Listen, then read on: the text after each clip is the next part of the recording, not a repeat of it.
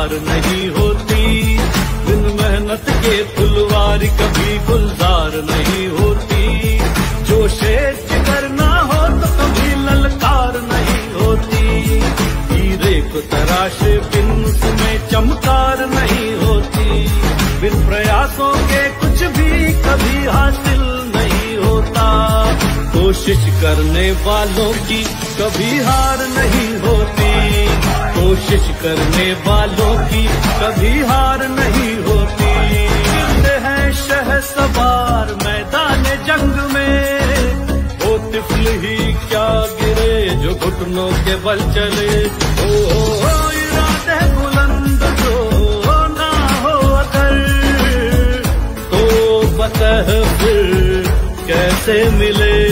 कायर की कभी भी दुनिया में जय जयकार नहीं होती, कोशिश करने वालों की कभी हार नहीं होती, कोशिश करने वालों की कभी हार नहीं होती।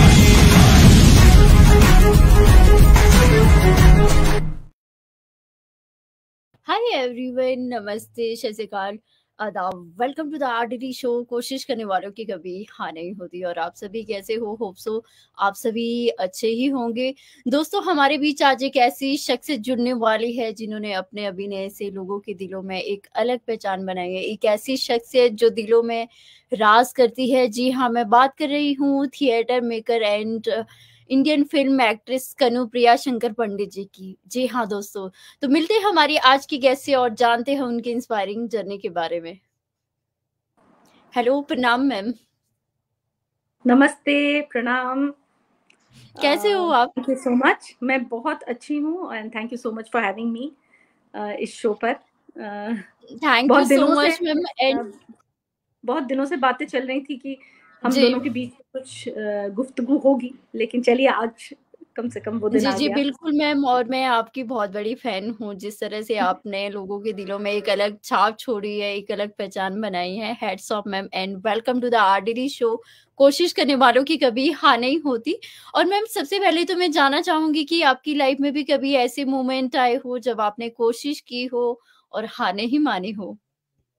लगातार हर दिन हर दिन किसके जीवन में वो नहीं होता, और खासकर एक माँ के जीवन में बहुत ज्यादा होता है, क्योंकि आपको बहुत कुछ बैलेंस करके चलना होता है। हालांकि मैं ये कह के ये नहीं कहना चाह रही कि पुरुषों के जीवन में वो चैलेंज नहीं होते, तो हर दिन वो होता है। और खासकर एक फ्रीलांस अभिनेत्री के तौर पर हम लोग तो मिलने से ज्यादा रिजेक्शन के आदी हो जाते हैं। चाहे आप कितने भी अच्छे हो अपने काम में, तो आपके ही जैसे और 10 लोग भी अच्छे हैं। तो बहुत नीड बेस्ड है हमारा काम, कि कोई ज़रूरी नहीं है कि हर काम मुझे मिले। मैं शायद मुझे ऐसा लगे कि मैं ही सबसे बेहतरीन कर सकती हूँ या मैंने ही सबसे अच्छा ऑडिशन दिया, लेकिन फिर भी किसी और की नज़र में हो सकता है कोई और बेहतर है। तो इस तरह के चैलेंजेस तो रोज़ ही आते हैं। और जब भी मुझे कोई यंग एक्टर्स एक्ट्रेसेस या मेरे किसी वर्कशॉप में जो यंग लड़के लड़की मुझसे पूछते हैं, तो मैं यही बोलती हूँ कि बहुत बड़ा स्ट्रेंथ है एक्टर का, पेशेंस और वेटिंग। बिल्कुल मैम, और आपने लाखों लोगों को एक नया जीवन दिया है, ये अपने आप में बहुत बड़ी बात है। जिस तरह से आपने बाल रंगमंच जो थिएटर किया है और काफ़ी लोगों को मोटिवेट किया है, थिएटर सिखाया, ये अपने आप में बहुत बड़ी बात है। और मैम, आप एक फेमस राइटर उषा किरण जी की बेटी हो, जिन्हें पद्मश्री अवार्ड से भी सम्मानित किया गया है। मैं आपको आपके बचपन की ओर ले जाना चाहूँगी मैम। आप एक ऐसी फैमिली से आते हो जहाँ पे कूट-कूट के टैलेंट भरा है। तो आपका बचपन कैसा रहा है मैम? मेरा बचपन बहुत अच्छा रहा, बहुत सिक्योर्ड रहा।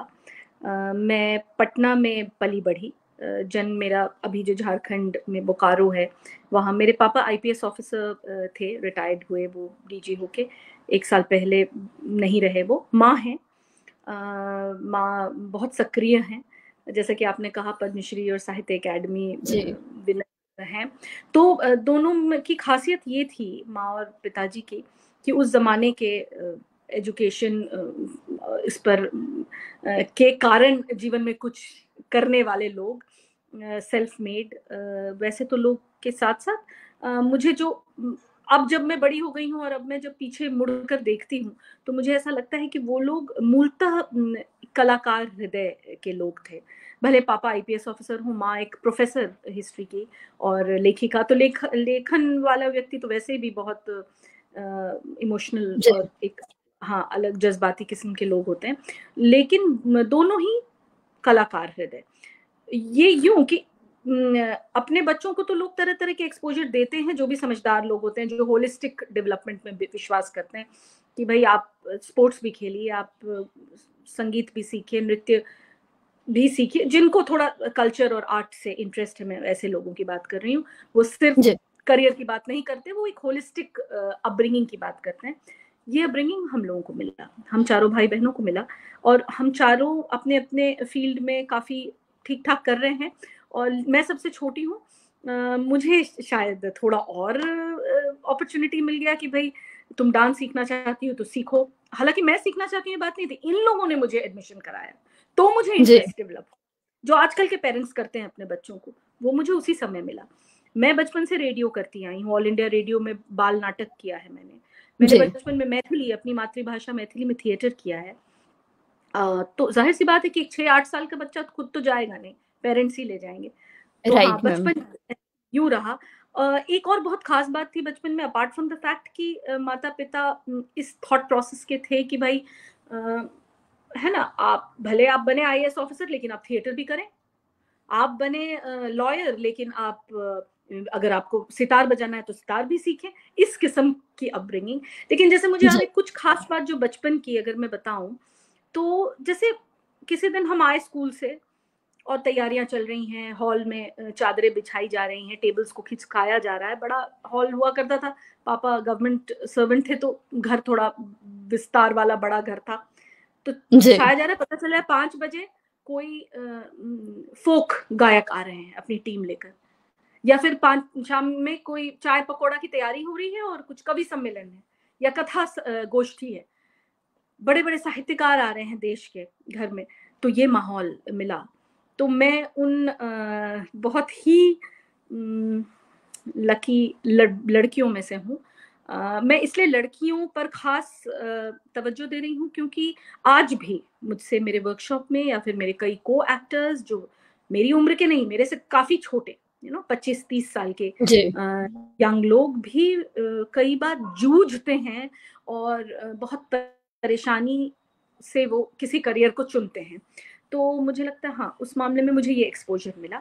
ये नहीं कि आप ये बनिए, ये कि आप में को ये है, अब आप चुन सकते हैं, जो भी करिए जरा सीरियसली करिए। राइट मैम, यस बिल्कुल सही कहा है।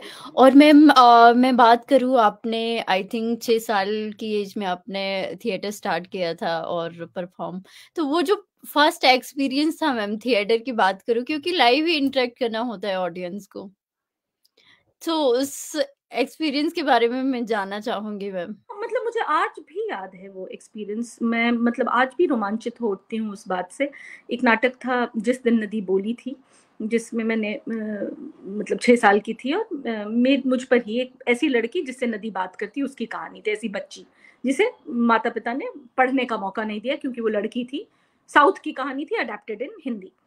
आज भी मुझे वो मंच, वो ठसाठस भरा हुआ सभागार मुझे याद है। पटना जहाँ मैं 12th तक की एजुकेशन पाई और रेडियो और नृत्य और सब कुछ सीखी, वहाँ के लोग वाकई जो सहृदय हैं वो बहुत सहृदय हैं। तो ये कल्चर था, नाटक देखने का कल्चर था, नाटक करने का भी कल्चर था, वो डिपेंडिंग कि जिस तरह के आप माहौल से आते हैं। नाटक देखने का डेफिनेटली कल्चर था, संगीत का कल्चर था।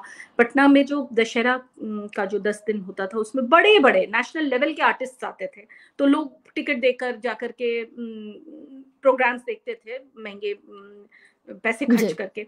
तो मुझे वो नाटक का अनुभव याद है मुझे कि मैं बहुत ईज में थी, बहुत ईज में। रिहर्सल तो किसी भी नाटक का आप मतलब हम जानते ही है ना, स्कूल लेवल हो, कॉलेज लेवल हो या प्रोफेशनल लेवल हो, नाटक तो रिहर्सल 1-1.5 महीना 2 महीना लगता ही है।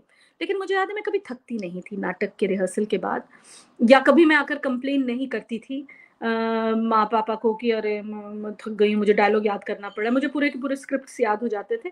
अब भले अब मुझे बादाम खाना पड़ता है, लेकिन क्योंकि बहुत सारे दिमाग में थॉट्स है ना, उस समय सब्बे के डायलॉग याद रहते थे। तो मुझे वो याद है कि वो मेरा हाई पॉइंट होता था और मुझे बहुत आनंद आता था और मैंने कभी कंप्लेन नहीं किया। और शायद यही कारण रहा होगा कि मैं एक के बाद एक रेडियो नाटक हो या मैथिली नाटक हो, मैथिली नाटक भी यस, जटिल, मैथिली में जी, मैथिली में बहुत नाटक किया है मैंने। बाल कलाकार के रूप में मुझे अवार्ड्स वगैरह भी मिले हुए हैं, बचपन के बहुत अवार्ड्स हैं। जी, ऐसे इंटरनेशनल प्ले समारोह वगैरह होता था, उसमें मुझे बेस्ट सर्वोत्कृष्ट अवार्ड वगैरह मिले। तो मतलब आज जब मैं आप पूछ रही हैं तो मुझे ऐसा लग रहा है कि हाँ, वो मेरे लिए कभी कोई प्रेशर नहीं रहा ना, वो आनंद का विषय था, वो मेरे लिए fun and play and games था। Break oh! होता है, समोसे मिलते थे वो और वही वो जो मैंने बचपन में देखा, मैं आपको जरूर बताना चाहूंगी कि जब मैंने मुंबई में किल्लोल कला फाउंडेशन की स्थापना की, मैं यस, जी, फाउंडर हूँ उसकी, जी, जी, उसके बारे में 2004 भी से मैं काम जानेंगे कर जी। जी।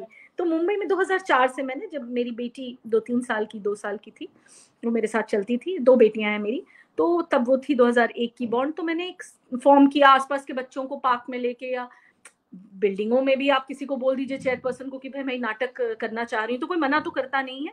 तो ऐसे कर करके मैं स्ट्रगल करके अपने अपने स्पेस क्रिएट करके फिर मेरा धीरे धीरे एक सीरियस थिएटर होने लगा, क्योंकि पहले तो आप अमेचर करते हैं बच्चों के साथ। तो जी, तब मुझे वो बचपन की याद बहुत ताजा हुई, क्योंकि हम ब्रेक लेते थे, बच्चे होते थे तो उन लोगों को कुछ ठंडा पिलाते थे, समोसा खिलाते थे। तो वो कल्चर मैंने आज भी रखा है कि नाटक मतलब टीम में चाय पियो, ब्रेक लो, वापस आओ। शायद फाउंडेशन तभी डल गया था। जी, जी। यस, लेकिन इससे पहले मैम मैं आपने भरतनाट्यम भी सीखा है, उसके बारे में भी मैं जानना चाहूँगी क्योंकि आप एक वर्सेटाइल पर्सनैलिटी हो। हाँ, मतलब मुझे भरतनाट्यम, हिंदुस्तानी वोकल, क्लासिकल और थिएटर, ये तीनों मतलब, और मुझे ऐसा लगता है इन तीनों का इतना सामंजस्य है कि इसके बिना अभिनय अधूरा है, इसके बिना नाटक अधूरा है। आप यू हैव टू, मतलब आप एनएसडी के भी एंट्रेंस एग्जाम में सिंगिंग, डांसिंग, रिदम है ना, और लय, स्वर सब, यस, और डायलॉग, सब कुछ वो देखते हैं। तो लगता है कहीं ना कहीं एक ईश्वरीय शक्ति मुझे प्रिपेयर कर रहा था इस चीज के लिए। तो हाँ, मैं भरतनाट्यम मैंने 7-8 साल सीखा। एक पॉइंट में जब दिल्ली यूनिवर्सिटी चली गई तो भी मेरा बहुत मन था कि मैं कहीं कंटिन्यू करूं, लेकिन दिल्ली का जो डिस्टेंस है, पटना में फिर भी आप 1.5 किलोमीटर पे सब कुछ आसपास रहता था, तो सब कुछ हो जाता था, रेडियो स्टेशन ये वो। दिल्ली में ये सब संभव नहीं हुआ, फिर मैं सीमित रह गई एक अपने कॉलेज प्रांगण के हॉस्टल में, लेकिन मुझे कॉलेज भी बहुत बेहतरीन मिला, लेडी श्री राम कॉलेज। तो भरतनाट्यम का ऐसा रहा कि मैंने खूब सीखा। मैं ये नहीं कहूंगी कि मैंने बहुत परफॉर्म किया, परफॉर्म ज्यादा नहीं किया, क्योंकि मैं जिस जगह क्लासिक स्टाइल से सीख रही थी वहां परफॉर्मेंस ये नहीं कि आप 1 साल सीखे नहीं आजकल के जैसा और स्टेज पे चले गए, ऐसा नहीं होता था हम लोग के टाइम में। सीखिए 6-7 साल 8 साल सीखिए, तो देखेंगे कभी मौका मिलेगा, तो ऐसा वाला। लेकिन मुझे याद है कि मैं जहाँ सीखती थी, नृत्य कला मंदिर में, भारतीय नृत्य कला मंदिर में, वहाँ फोक डांस भी होते थे। तो कई बार हम लोग को जो अच्छे अच्छे डांसर्स थे, या जनरली सभी अच्छे ही कर लेते थे, लड़कियां तो कर ही लेती हैं ज्यादातर, तो हम में से सबको निकाल के और एक फोक, बिहार के फोक को भी प्रिपेयर किया गया था और हम लोग परफॉर्म करते थे आमा। तो डांसिंग मैंने खूब किया है स्टेज पे, मतलब वो भी नहीं, मैं स्कूल में भी कोरियोग्राफर मानी जाती थी। तो आज भी मेरे दोस्त लोग बोलते हैं, जबकि अब मैं उतना डांस नहीं करती, किसी दिन मूड आ जाता है तो कर लेती हूँ। जी। हाँ, बच्चे हंसते हैं मुझ पर कि अब आज माँ पागल हो गई है, तो म्यूजिक चल के अब नाच रही है। लेकिन आज जब मुझे स्कूल के फ्रेंड्स बोलते हैं कि तुम तो क्या डांस करती, मैंने कहा करती, मतलब मुझे कई बार लगता है मैं करती थी क्या इतना, लेकिन शायद वो जुनून था, क्योंकि सीख रही थी ना, और वो रिदम आ बिल्कुल गया था, मैम। है ना, जी, मतलब थोड़ा सा भी आप समझ जाएं वो लय ताल, तो मैं खूब करती थी। और हाँ मतलब लेकिन भरतनाट्यम को मैंने कभी, हाँ कभी कभी मेरे मन में एक ख्याल जरूर आता है कि कभी ऐसा मौका मिले और मैं कुछ डांस टीचर या ऐसी कोई भूमिका करूं, और मुझे हो सकता है मेरे इस विशेषता का उपयोग हो पाए किसी फिल्म में या किसी टेलीविजन के सीरीज में, ये हो सकता है। एक बार कभी मुझे कॉल आया था कि मैम आप भरतनाट्यम करती हैं, मैंने कहा हाँ हाँ, फिर संभव वो नहीं आया। तो मैं बड़ी एक्साइटेड हो गई थी, चलो हो सकता है थोड़ा रियाज करके मैं वापस कुछ कर पाऊँ। तो हाँ, वो मेरे मेरे पर्सनालिटी का एक आयाम है, और काफी पैशनेट थी मैं एक टाइम पे, लेकिन एक साधे सब सधे। जी, जी। और मैम आई थिंक आप एनएसटी से भी जुड़ी है। हाँ। तो मैं उसके बारे 96 में में जानना चाहेंगे? जी। 1996 में, तो 12वीं तक तो मैं पटना में थी, 12th तक बहुत अच्छे स्कूल में थी, यहाँ नॉटर डेम एकेडमी। उसके बाद में 12वीं के बाद मेरा एडमिशन हो गया लेडी श्री राम कॉलेज। वहाँ मैंने हिंदी साहित्य में ग्रेजुएशन किया, और साथ में मैं थिएटर की शुरू से कभी सेक्रेटरी रही, कभी प्रेसिडेंट रही। हबीब तनवीर साहब आए, हम लोग को डायरेक्ट किए, तो मुझे बहुत ओह वाह! एक्सपोजर जबरदस्त मिल गया लेडी श्री राम कॉलेज। हबीब तनवीर का किसी कॉलेज में आ जाना अपने आप में एक बड़ी बात है, और उन्होंने जो प्रमुख भूमिका बिल्कुल में से एक मैम। भूमिका मुझे दी। तो मेरे लिए वो एक प्रोफेशनल नाटक था, इतनी इतनी खूबसूरती से उन्हें 1 महीने का वर्कशॉप किया था, जो छोटी बात नहीं होती। तो वो किया, उसके बाद एमए की। एमए के बाद मैंने एमए के दौरान मैं Shri Ram centre for performing arts गई, दिल्ली में है वो भी। बहुत बेहतरीन, वहाँ भी वर्कशॉप्स, एक्टिंग क्लास वगैरह होते हैं। तब संजय उपाध्याय जी। डायरेक्टर हुआ करते थे। तो कभी मैं उनके पास ओह! गई थी एमए करते करते, और उन्होंने बोला कि भाई तुम जो इतना थिएटर की हो, तो आओ, बहुत अच्छे अच्छे नाटक हो रहे हैं, तुम एडमिशन ले लो इस क्लास में, एक्टिंग क्लास है या थिएटर क्लास है, तो बहुत अच्छे नाटक करने का मौका मिल जाएगा, और हमको भी अच्छी परफॉर्मेंस की जरूरत है। मैंने कहा चलिए, तो मैंने एडमिशन ले लिया। तो मैं दिल्ली यूनिवर्सिटी में दिन में क्लास करती थी, शाम में मैं दिल्ली में, वो जमाने का दिल्ली जब बहुत बदमाश हुआ करता, अभी भी होगा पता नहीं, रेड लाइन बस हुआ कर, रेड और ग्रीन लाइन, जो भी ब्लू लाइन, तो उस बस से हम लोग यूनिवर्सिटी से मैं जाती थी, और सेंट्रल दिल्ली, ये एक संघर्ष का समय था, मंडी हाउस के आसपास, वहां जाती थी। I was in the hostel, और हॉस्टल से मुझे स्पेशल परमिशन दिया गया था कि रात में 9-10 बजे रिहर्सल से मैं वापस आऊंगी, नहीं तो मिलता नहीं ना, 7 बजे आपको अंदर आना होता। तो वो मैं करती थी, और बहुत बेहतरीन नाटक करने का मौका मिला, जैसे आषाढ़ का एक दिन में मल्लिका बनी, खड़िया का घेरा रॉबिन दास ने डायरेक्ट किया था, उसमें ग्रुशा बनी। बहुत बहुत चैलेंजिंग, बहुत सुंदर किरदार था। और भी कुछ संस्कृत नाटक वगैरह भी किया जय मलकानी जी के साथ। और तब मुझे ऐसा लगा, बगल में ही एनएसडी था, तब मुझे ऐसा लगा कि, और मेरे अंदर बहुत ज्यादा था कि मैं खुद वर्कशॉप्स भी लूं। मैं सिर्फ एक अभिनेत्री नहीं हूँ, मैं एक थिएटर मेकर हूँ। मुझे दिमाग में कहानियां चलती रहती थी, माँ की कहानियां जो पढ़ती थी, लगता था उसको मैं कुछ एनैक्ट करूँ, कुछ कभी सोलो करूँ, कभी ग्रुप में करूँ, कुछ डायरेक्ट करूँ। तो वो बचपन से जो हम लोग का एक था ना दिमाग में, तो जी। हाँ, तो वो लगा रहता था। तो फिर मुझे ऐसा लगा कि शायद मुझे और ट्रेनिंग की आवश्यकता है। तो फिर एनएसडी का मैंने एंट्रेंस दिया, फर्स्ट अटेम्प्ट में मेरा हो गया 96 में। तो मैं कायदे से 96-99 बैच में हूँ, लेकिन 99 में मैं छोड़ दी थी, मेरी तबीयत खराब हो गई थी। हालांकि वो छोड़ने का ये मतलब नहीं कि मैंने थिएटर छोड़ दिया। फिर बम्बई जब हम आए 2000 में, तब से मैं, जैसे मैंने बताया, थोड़े समय आपको अपने आप को एडजस्ट करने में लगता है ना। जी। मेरी आवाज आ रही है ना? बीच में एक जी, फोन जी, आ जी गया। मैम। यस, यस आ रही है आपकी आवाज़। जी। तो जब मुंबई आए हम लोग, तो मैंने ये थिएटर ग्रुप खोला, साथ में मेरी दोनों बेटियां भी बड़ी होती रहीं, और मैं बच्चों को ही लेकर नाटक करती रही। फिर एक पॉइंट पे कुछ ऐसा समय आया, क्योंकि मैंने कई सारे बच्चों के, मतलब बच्चे बच्चों का ही नाटक कर रहे हैं, जैसे अंधेर नगरी, जी। जामुन का पेड़, है ना, ऐसे नाटक, अच्छे अच्छे नाटक करते रहे, कहानियों को अडेप्ट करते रहे, प्रेमचंद की कई सारी कहानियों को अडेप्ट करके किया। लेकिन एक पॉइंट बड़ा अच्छा मेरे लिए, एक सुंदर सा पॉइंट आया, मैं देखती थी लेकिन मैं समझ नहीं आता था कि इसको मैं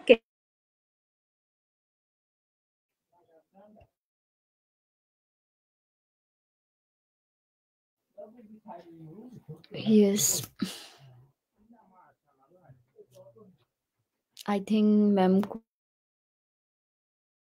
जो भी हमारे साथ जुड़े हैं, सभी को मैं थैंक यू कहना चाहूँगी। जी। आप मुझे फिर से जॉइन कर सकते हो मैम।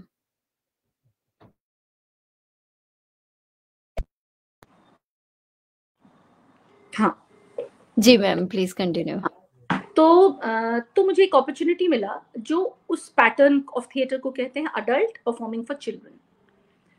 तो संदेश होता है उस नाटक में कुछ, तो ये मैं दिमाग में मुझे चल रहा था। और एक थिएटर पर्सन है यहाँ, मनीष वर्मा, उन्होंने और हम दोनों ने कोलैबोरेट किया उसके ग्रुप ने, एक्टर्स कल्ट और मेरे अकिल लोल ने। और फिर हम लोगों ने एक नाटक तैयार किया, धरा की कहानी, जो पृथ्वी थिएटर में ओपन हुआ। और उसके बाद अलग अलग स्कूल्स, कॉलेजेस, देश भर में, एनसीपीए, फिर फाइनली एनएसडी के जश्न बचपन में हम लोग गए। और हम लोगों ने लगभग सेम टीम के साथ, जो कि बड़ा रेयर होता है, 40 शोज किए। तो जी। वो पैरेलल एक नया आयाम मेरे लिए यूं खुला कि मेरे पास अब प्रोफेशनल एक्टर्स थे हमारी टीम में। अब ऐसे एक्टर्स थे जो ट्रेन्ड एक्टर्स हैं, जो हर तरह के थिएटर और हर किस्म के एक्टिंग करने को ओपन है। तो हम लोगों ने बच्चों के लिए जो वो नाटक किया और उसमें अच्छे अच्छे लोग जुड़े, नंदकिशोर पंत, इम्तियाज, सुखदा, ऐसे सब जो बहुत अच्छा काम अब कर रहे हैं, अलग अलग प्लेटफॉर्म पे बहुत अच्छा काम कर रहे हैं, ऐसे लोग जुड़े और हम लोगों ने लगातार किया। फिर एक पॉइंट पे सब अलग अलग हुए, तो फिर अभी सब लोग कहते हैं कि करिए। तो ये एक मेरे लिए बहुत नया आयाम खुला और ग्रुप और पुख्ता हो गया। साथ ही फिर मैंने, माँ की एक कहानी है बहुत प्रसिद्ध, दूबधान, उसको भी मैंने यस किया, जी उसको भी अडेप्ट किया और मैं खुद परफॉर्म स्टेज पर आई करने। वो एक थोड़ा कठिन इसलिए था क्योंकि मैं डायरेक्ट भी कर रही थी और एक्ट भी कर रही थी और मैं प्रोडक्शन भी कर रही थी। लेकिन ये बहुत ज़रूरी है, मुझे ऐसा लगता है कि ये एक थिएटर पर्सन के लिए बहुत ज़रूरी है कि आप थोड़ा कूद पड़े। जब आप कर रहे हैं तो राइट कूद पड़े, क्योंकि थिएटर करने का कारण कुछ और है ना, वो तो कारण सिर्फ जुनून है और पैशन है ना। थिएटर करने का बाद में वो अपने आप ही कुछ और देने लगे आपको। जैसे मुझे लग रहा है मेरे नाटकों से मुझे काफी फायदा हुआ, इन द सेंस किसी ने देख लिया, किसी ने मुझे किसी रोल के लिए ऑफर कर दिया, ऐसा भी हुआ। तो इसीलिए मुझे ऐसा लगा कि अभिनय के सारे आयाम, थिएटर, और फिर शुरुआत हुई मेरी टीवी की शुरुआत मेरी हुई है 2013 में। 2000 में जी हम बॉम्बे आए, 2013 में शुरुआत हुई और उसके बाद से मैं रुकी नहीं। जी, सच में मैम जो कोशिश करते हैं उनकी कभी हार नहीं होती।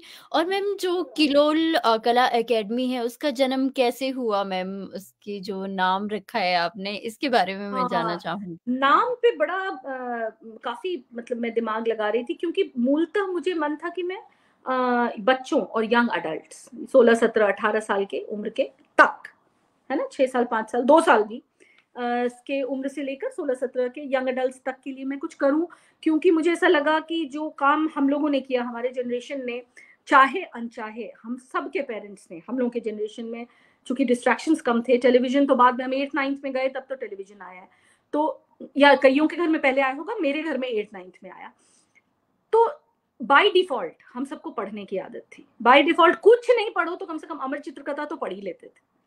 चलिए आप नॉवेल्स नहीं पढ़िए, लेकिन मैं तो कहती हूँ लोग नॉवेल्स भी पढ़ते थे, कॉमिक्स भी पढ़ते, पत्रिकाएं पढ़ते थे हम लोग, पराग और टारगेट और नंदन, ये सब।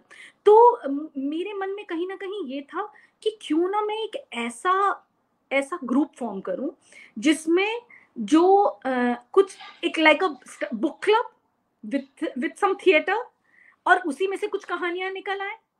तो यही हो रहा था शुरू में जब हम कर रहे थे। और ये कहीं ना कहीं मेरा एक शायद सेल्फिश इंटरेस्ट ये था कि मेरी दोनों बेटियां भी बड़ी हो रही थी, तो वो हर वर्कशॉप में होती, जिसका असर मुझे आज कई लोग इस बात के लिए मुझे बधाई देते हैं और कॉम्प्लीमेंट करते हैं कि मेरी दोनों बेटियां टिपिकल मुंबई की लड़कियां नहीं है।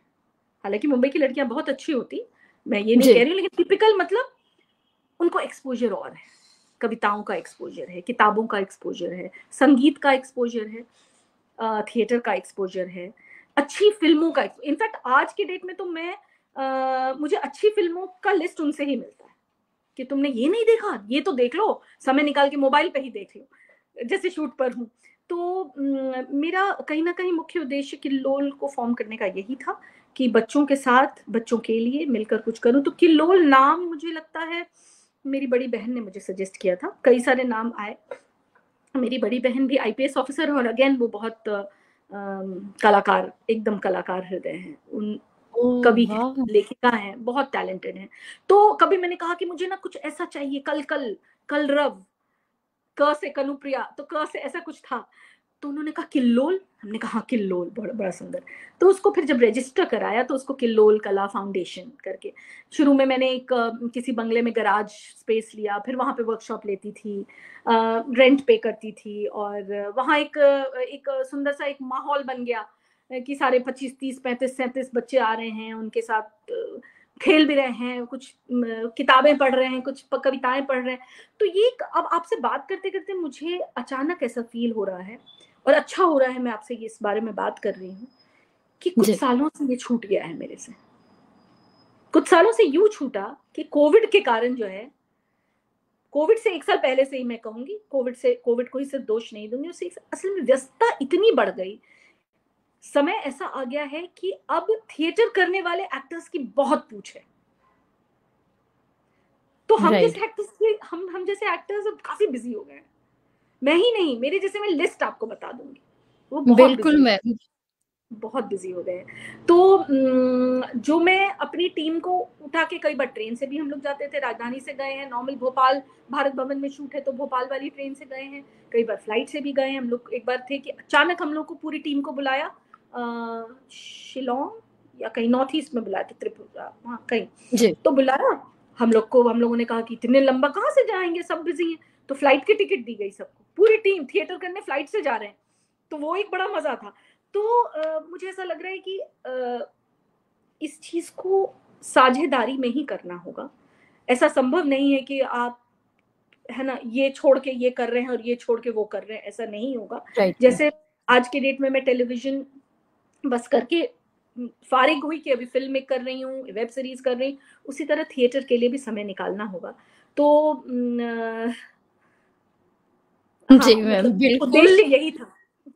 जी, जी, बिल्कुल मैम। और आपने मतलब जो बाल रंगमंच किया है और थिएटर किया है, और काफ़ी लोगों को कहीं न कहीं आपने एक रोशनी दी है थिएटर के थ्रू, और काफ़ी चैलेंजेस भी आते हैं जिस तरह से आपने अभी कहा। और उसके बाद मैम, आप अगर मैं इंडस्ट्री की बात करूँ तो इंडस्ट्री में भी आपने एक अलग छाप छोड़ी है। आपने आई थिंक कुमकुम भाग्य से आपने अपने करियर की जो शुरुआत की है, तो वो मोमेंट कैसा था मैम आपके लिए? क्योंकि उसके बाद आपने जितनी भी फ़िल्में की है, या मैं सीरियल बड़े अच्छे लगते हैं इसकी बात करूँ, बहुत सारे सीरियल भी किए, तो आप मतलब एक आपका जो फेस है नोटिस किया जाता है। जी, ये बात है, आपने एक ऐसा आप अलग बोल रही हिस्ट्री हैं। क्रिएट की है। जी। तो क्या हुआ कि एक पॉइंट आता है ना, जब चीजें अपने आप ऑर्गेनिकली होती हैं, है ना, हर चीज के लिए बहुत आपको भाग दौड़, आप जो जो कर रहे हैं वो आराम से, ध्यान से, शिद्दत से करिए तो वो कुछ ना कुछ रास्ता अपने आप खुल जाता है। तो जब मैं ये थिएटर धूपधान का कर रही थी मंचन, और बहुत ही, जब पता नहीं होता ना कि हम किस चीज में कूद रहे हैं, तो हम बहुत बड़े पैमाने पे कुछ शुरू कर देते हैं, और वो हो भी गया अच्छे से। मैंने किया, लाइव सिंगिंग बहुत अच्छे से हो गया। तो कुछ दोस्त लोग जुड़े, तो कुछ लोगों ने कहा कि भाई श्याम बेनेगल बना रहे हैं संविधान। श्याम बेनेगल का नाम ही सुन के मैं तो बिल्कुल, मैंने कहा कमाल है, वो तो भारत एक खोज और ये सब देखा था हम लोगों ने। यस। है ना, तो श्याम बेनेगल बना रहे हैं संविधान पर 10 या 12 एपिसोड का कुछ, वो थिएटर एक्टर्स को ही ढूंढ रहे हैं, बस तस्वीरें भेजो और अपना बैकग्राउंड थोड़ा लिख के भेज दो, ये ईमेल आईडी है। तो मैंने कहा अरे कहाँ, भेज दिया। 5-7 दिन में मुझे वहां से कॉल आ गया। तो पहला काम मेरा एक्चुअली वो था, नेक्स्ट कुमकुम भाग्य था, और मुझे उसमें सुचेता कृपलानी की भूमिका दे दी गई। और अच्छा 4-5 दिन का शूट हुआ पूरा। श्याम बेनेगल ने फिल्म सिटी में, समझिए आप, पार्लियामेंट जो है, संविधान तो पार्लियामेंट पर ही था, तो पूरा फिल्म सिटी में पार्लियामेंट की पूरी सेम टू सेम हूबहू कॉपी थी, और हम सब बैठे हैं बिल्कुल, वो जो टेबल पे हाथ मारने वाला जो वो था, और मैं सुचेता कृपलानी की भूमिका में। अच्छा, जब हम संविधान की बात करते हैं तो महिलाएं तो बहुत कम थी ना, राजकुमारी अमृत कौर, सुचेता कृपलानी, ऐसी ही 4-5 ही महिलाएं थी, सरोजनी नायडू शायद थी, तो इला अरुण थी, और ये लोग। तो मुझे बड़ा अच्छा अचानक मौका मिल गया, पहला काम वृहत कलाकारों के साथ काम करने का, है ना, सचिन खेड़ेकर और ये लोग।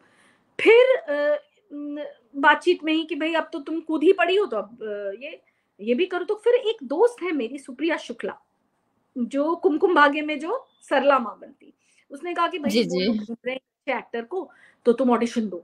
मैंने कहा यार कहाँ टीवी अभी बजे, बोले अरे यार सब हो जाएगा, तुम तो बस ऑडिशन दो।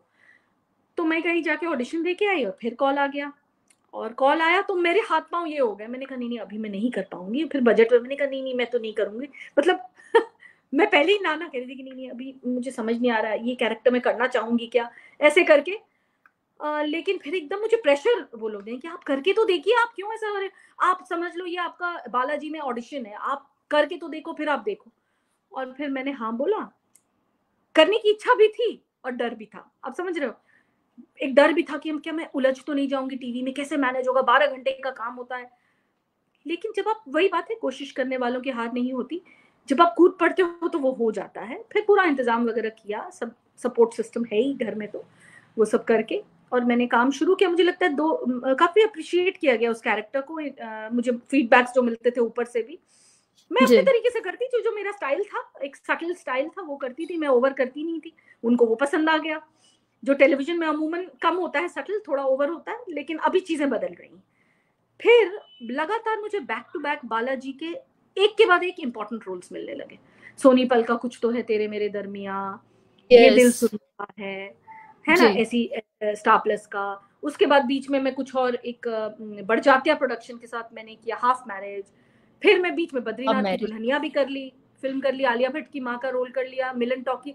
तो मतलब ऐसा सिलसिला शुरू हुआ कि कोई ऐसा 2-3-4 महीना नहीं बीतता था जब मैं कुछ नया नहीं कर रही होती थी। तो अच्छा, वो सिर्फ इसलिए था, मिलता सबको होगा, लेकिन शायद वो इसलिए था कि मैं बिल्कुल ओपन टू आइडियाज थी वो की। फिर इधर थिएटर भी जारी था, ऐसा नहीं कि मेरे शोज नहीं चल रहे थे, मेरा धरा की कहानी चल रहे हैं, धूमधाम के शोज चल रहे हैं, ये चल रहे हैं। सबको पता था कि ये थिएटर वाली है, इनको बीच बीच में छुट्टी देना पड़ेगा, तो छुट्टी देते थे। कई बार शाम में शो है, 3 बजे दिन में छुट्टी दे रहे थे, तो वो भी एक था, universe supports you when you want something.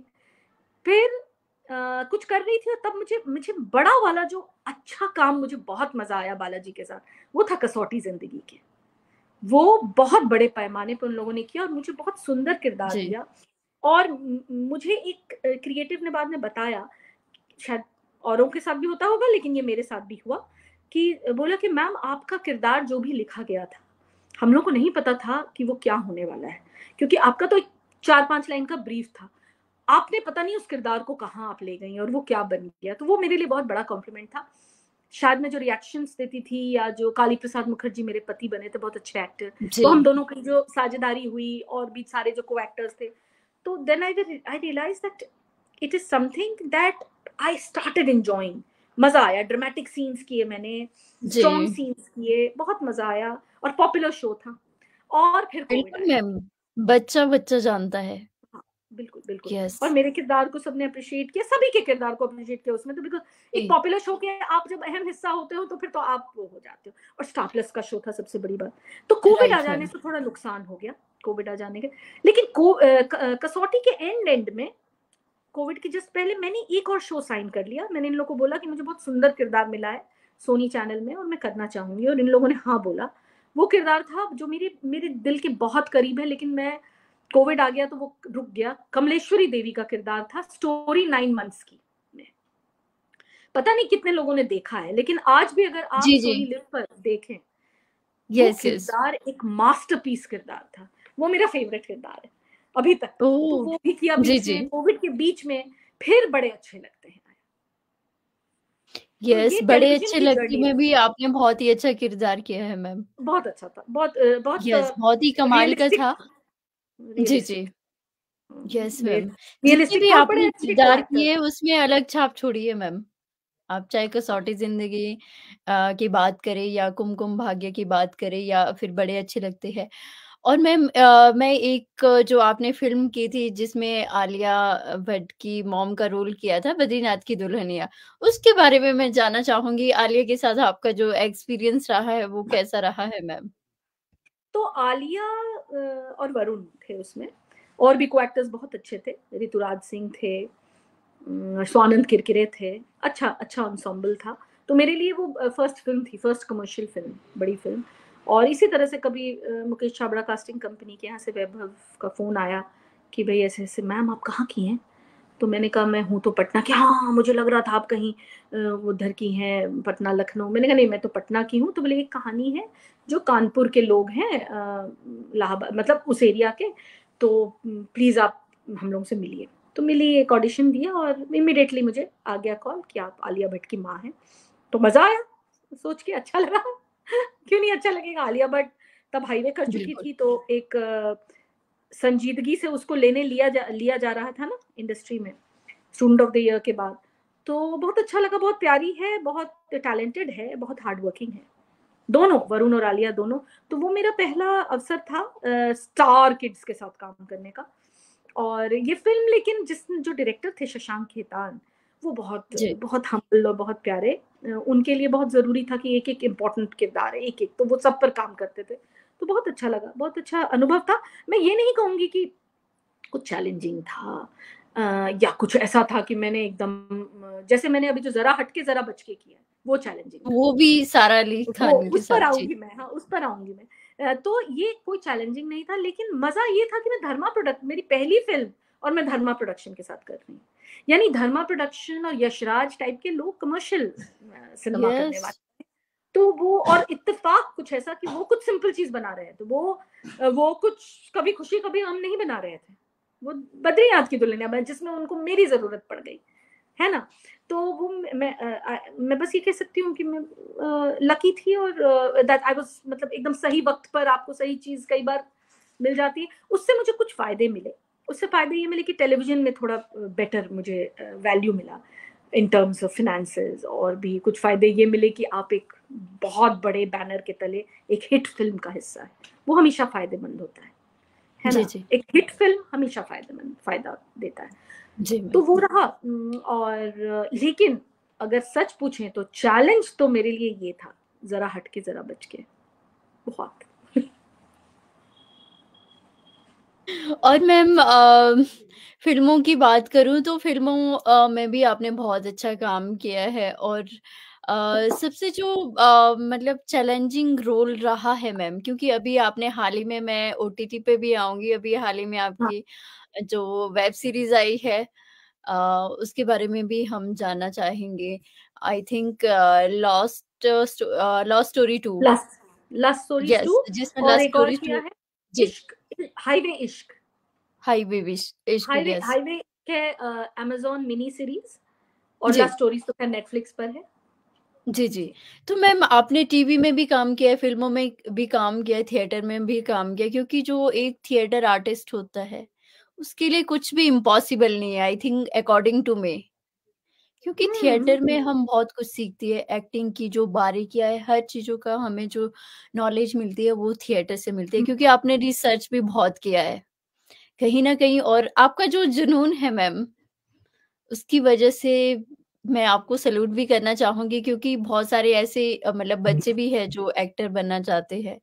तो मैं तो यही कहना चाहूँगी कि आपसे इंस्पिरेशन लें, क्योंकि आप एक इंस्पिरेशन हो हम सभी के लिए, जिस तरह से आप थैंक यू सो मच। जुनून के साथ काम कर रही हो। और मैम ओटीटी के बारे में मैं जानना चाहूँगी, जो ये ओटीटी का प्रचलन चला है, उसके बारे में क्या कहना है? आपने काम भी किया है ओटीटी में, तो मैं आपकी तो मुझे मुझे राय ऐसा लग जानना रहा है चाहूँ। मुझे ऐसा लग रहा है ओटीटी तो कमाल का एक अपॉर्च्युनिटी है। थिएटर आर्टिस्ट के लिए तो बहुत, ग्रास रूट लेवल के आर्टिस्ट के लिए बहुत, किसी के लिए भी। पुराने जो लोग छोड़ के गए वो भी अब वापस आ रहे हैं, बड़े-बड़े रोल में आ रहे हैं। तो ओटीटी तो एक बहुत बड़ा जिसको कहते हैं गोल्डन अपॉर्च्युनिटी है। इससे कॉम्पिटिशन भी बहुत बढ़ गया है सारे मीडियम्स में। टेलीविज़न के लिए अलग ऑडियंस है, ओटीटी के लिए अलग ऑडियंस है, फ़िल्म फ़िल्म की ऑडियंस अलग। फ़िल्म को तो कोई नहीं काट सकता। मेरा ये मानना है। कोई अगर कह दे कि ये आ गया अब वो खत्म हो जाएगा, कुछ खत्म नहीं होने वाला, कुछ खत्म नहीं होने वाला। तो जहाँ तक ओटीटी की बात है, बहुत अच्छे, बहुत वेल रिसर्च्ड, बहुत well shot, well acted, well scripted काम है, बहुत अच्छे। साथ ही हर मीडियम की तरह ओटीटी में भी बहुत खराब काम भी है। कुछ ऐसे काम भी हैं जो मैं देखना करना तो दूर की बात है, देखना तक नहीं पसंद करती। 4 मिनट देख लिया मैं नहीं देख पाती, चाहे वो इंडियन हो, बाहर का हो, लेकिन बहुत बेहतरीन काम भी है, इसमें कोई शक नहीं। तो मेरा हमेशा थॉट प्रोसेस ये रहा है कहीं न कहीं सबकॉन्शियस माइंड में कि मुझे अच्छा काम करना है। मुझे डिग्निटी वाला काम करना है।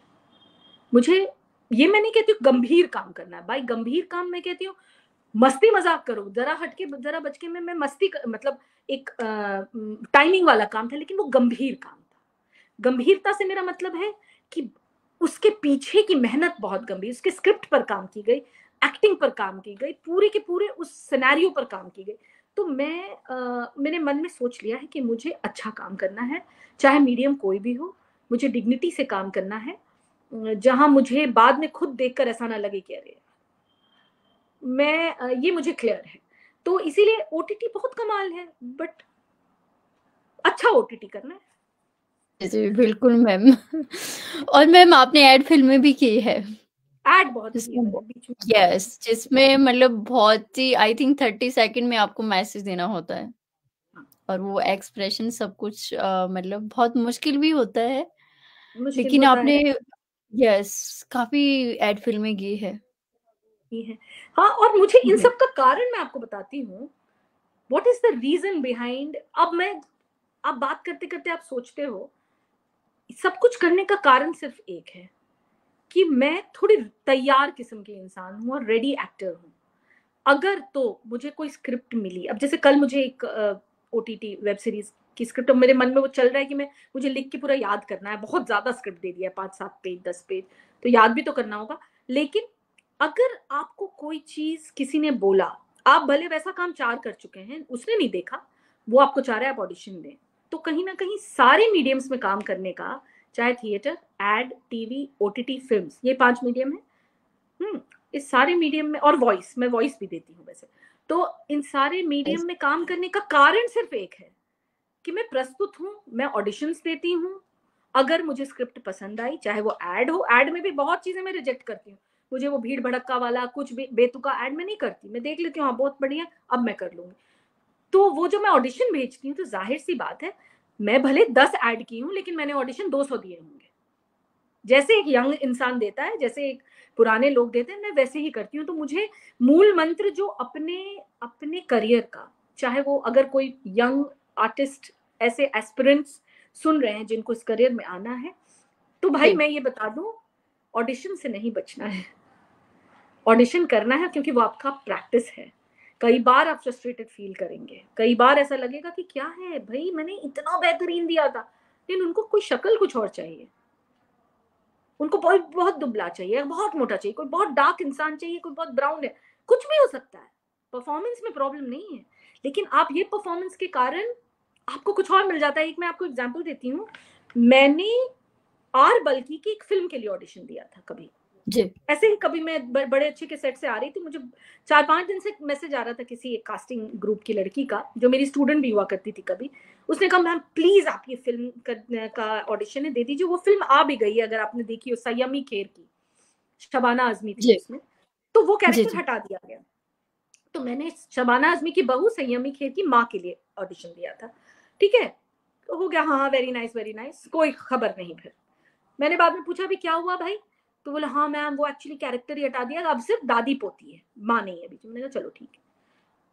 Cut to a few months later, 6 महीने 7 महीने लेटर, मुझे उसी ग्रुप से मैसेज आता है, कॉल आता है कि मैम अगला 10-15 दिन में आप प्लीज कैसे भी करके हम लोग को 5-6 दिन दे दीजिए, आर बल्कि ने कहा है आपको कास्ट करने लव स्टोरीज में, लव स्टोरी में जो मैं की हूँ कि नीना जी, गुप्ता की बहू है।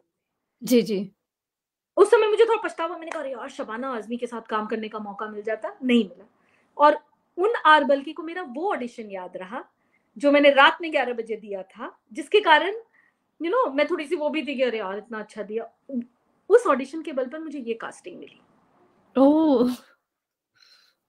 और मैं नीना गुप्ता के साथ मैंने काम किया, मृणाल की माँ थी, मृणाल ठाकुर। मृणाल यस, जी, जी, तो और आर बल्कि के साथ काम करना, आर बल्कि के मतलब, तो मैंने, और मुझे इस तरह से बोला जा रहा था, मैंने कहा नहीं भाई, मैं तो ऐसे तुरंत डेट नहीं मिलता टेलीविजन में, आपको बोलना पड़ता है उनको, आप कितने भी बड़े बिल्कुल तुर्रम है। खा हो, अभी आप परसों नहीं कर सकते हो ना काम, आपका सीन आ गया, आप क्या करोगे। तो उन लोगों ने कहा मैम कैसे भी करके आप बस 5 दिन हम लोगों को दे दीजिए प्लीज प्लीज, ऐसे। तो एक्टर के जीवन में ये समय भी आता है जब कई बार आप मायूस होते हो कि ओह नहीं मिला, कई बार आपके पीछे 25 लोग होते हैं कि प्लीज आप दे दीजिए समय। तो ये सब सिर्फ तभी संभव हो पाता है जब आप लगातार जो काम कर रहे हैं उसको सीरियसली करें, और जो भी उसके की सीढ़ियां हैं, पायदान है जिसको चढ़ना पड़ेगा, वो शांति से करें।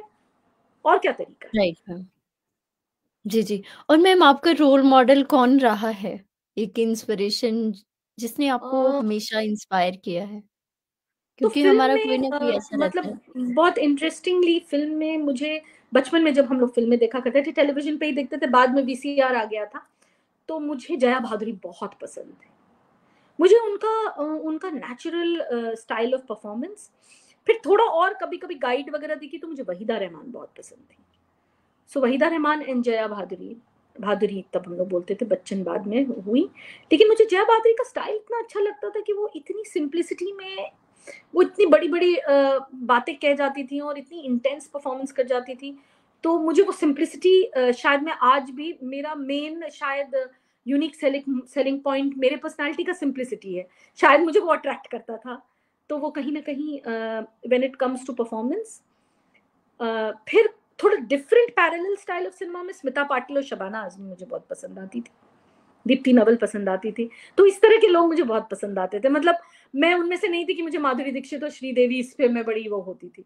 ठीक है, देख लिया, लेकिन अच्छी परफॉर्मेंस है, बहुत कमाल है वो लोग, लेकिन मुझे पसंद ये ज्यादा आते थे। जी। मतलब और ये मैम कुछ हम टिप्स भी लेना चाहेंगे जी, कुछ और एक्टिंग के टिप्स भी दूसरा, लेना चाहेंगे जो मतलब इंडस्ट्री में आना चाहते हैं, क्योंकि आपको तो इंडस्ट्री के बारे में पता है जिस तरह से पता नहीं, मुझे तो ऐसा इंडस्ट्री में लगता है कि हो। क्या ही कोई जी टिप दे दे, टिप तो क्या ही दे दें। हर इंसान का अपना एक स्टाइल होता है परफॉर्म करने का, फिर हर डायरेक्टर का अपना एक स्टाइल होता है। सबसे पहली बात कि आप प्रिपरेशन अपना करके जाइए। फॉर एग्जाम्पल, आपको एक रोल मिल गया, पहले तो रोल के पहले आप प्रिपेयर ये करिए कि भाई आप पढ़िए, किताबें पढ़िए जोर से। अगर हिंदी में कमजोर हैं, तो आजकल लोग हिंदी नहीं बोलते हैं, तो हिंदी में कमजोर है, मैं अपने बच्चों को खुद ही बोलती हूँ जरा जोर से हिंदी पढ़ा करो, रिकॉर्ड करो, सुनो।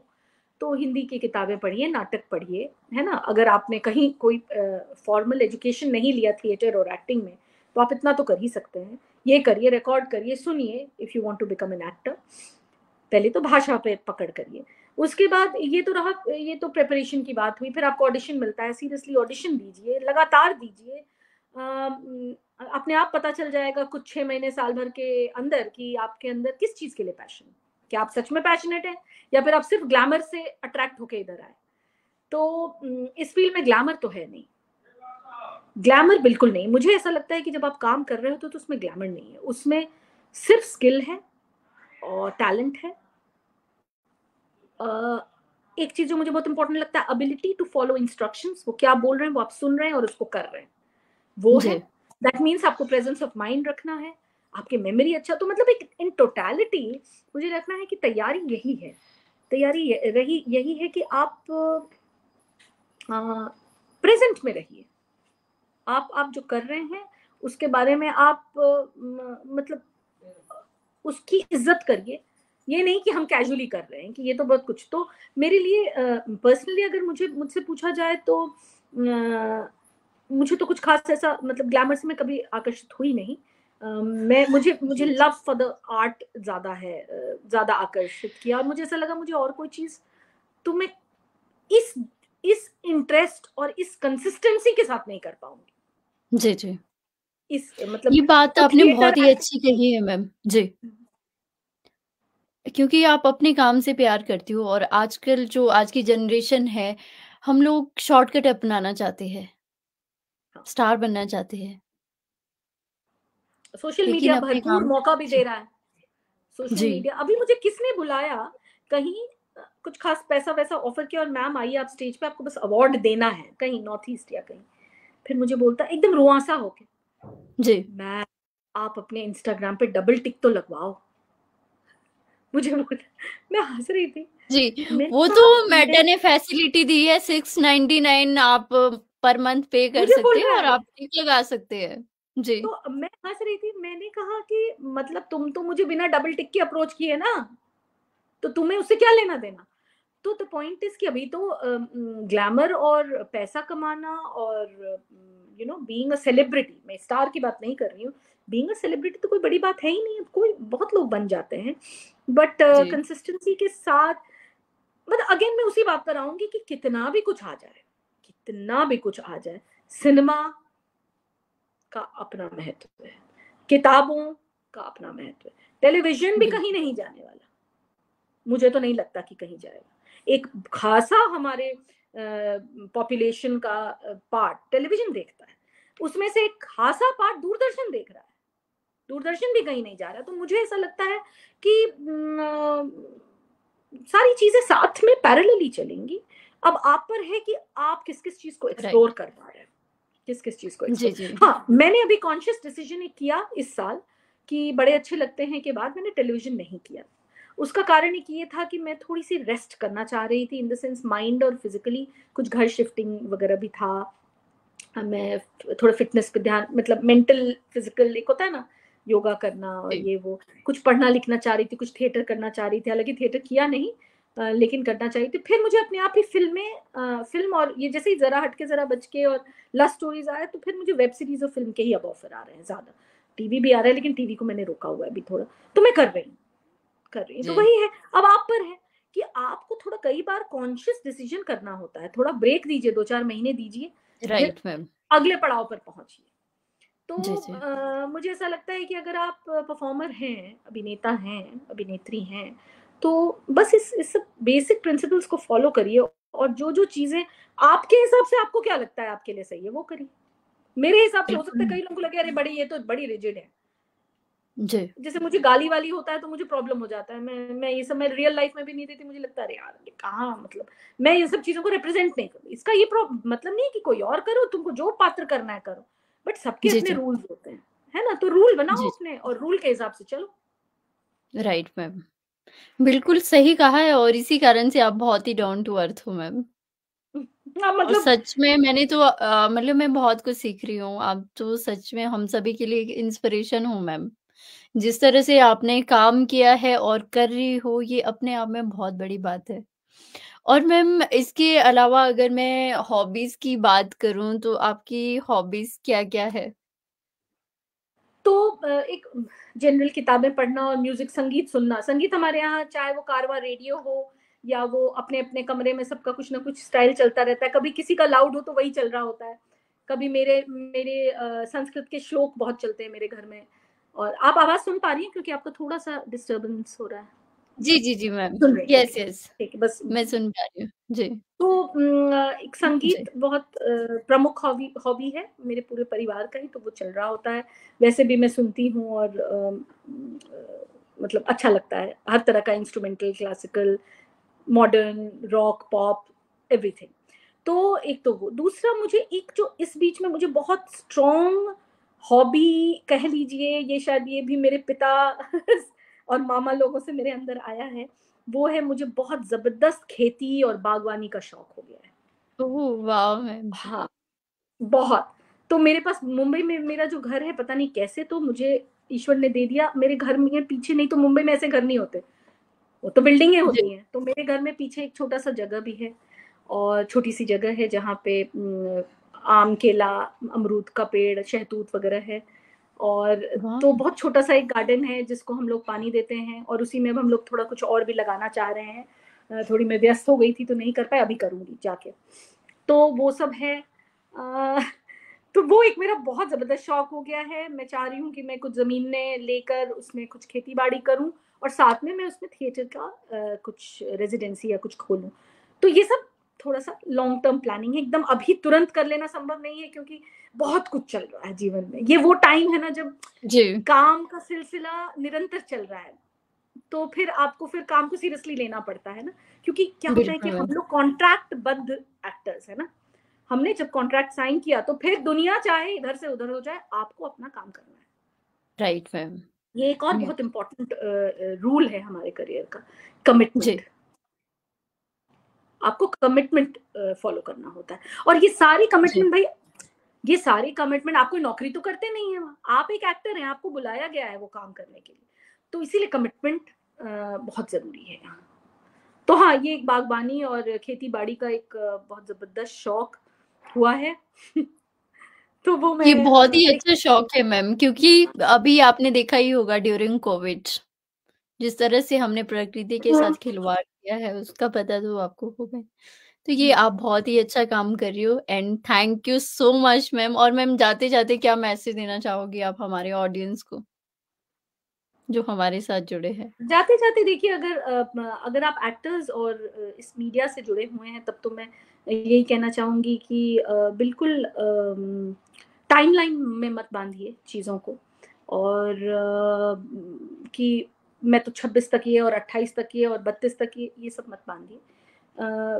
मौका निकालिए कि कुछ ना कुछ physical movement, voice, speech, rhythm, लय, स्वर, इमोशंस से जुड़ा हुआ कुछ ना कुछ वर्कशॉप करिए, संगीत के वर्कशॉप्स करिए जब मौका मिले। योग और योगाभ्यास का और प्राणायाम का वर्कशॉप वगैरह करिए, बिकॉज बहुत ज़रूरी है कि हमारा करियर, चूंकि एक नौकरी वाला करियर नहीं है, तो हमारे करियर में माइंड बॉडी सोल का तारतम्य होना बहुत ज़रूरी है, और ये इसी सब से होगा। तो एक तो मुझे लगता है कि ज़रूर हॉबी, चाहे आप हॉबी वर्कशॉप करने को भी हॉबी बना सकते हैं, ट्रैवलिंग को हॉबी बना सकते हैं, इस तरह का ज़रूर करिए। टाइमलाइन में अपने आप को मत बांधिए, हाँ, और हिम्मत मत हारिए। आपको रिजेक्ट किया गया, हम सबको रिजेक्ट लगातार किया जाता है, ये कोई बड़ी बात नहीं। बड़ों को, ये कोई मैं नई बात नहीं कह रही हूँ, बहुतों ने ये कहा है। तो रिजेक्शन तो हम क्या रियल लाइफ में भी तो रिजेक्शन है ही, लोग नौकरी छोड़ते हैं, बिल्कुल मैम, लोग जूझते हैं।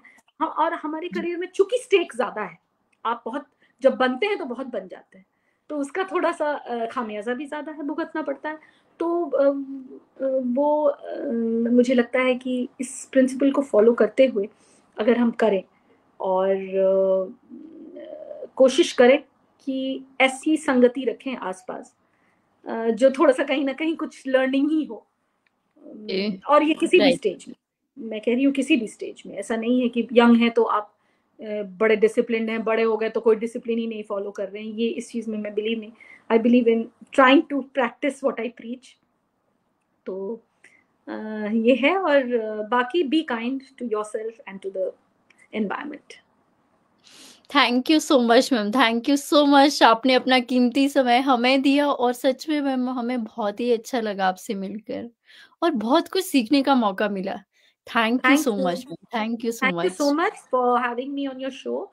बहुत दिनों से हम लोग चाह रहे थे कि ये करें, लेकिन समहाउ इसलिए मैंने आपको खुद से कहा कि मैं फ्री हूँ तो आप कर लेते हैं। Thank you so much ma'am, thank you so much, it means a lot. आपको बहुत बहुत शुभकामनाएं आगे के show. Thank you so much, bye bye. Thank you so much everyone, और इसी तरह से देखते रहिए द RDD शो। कोशिश करने वालों की कभी हार नहीं होती।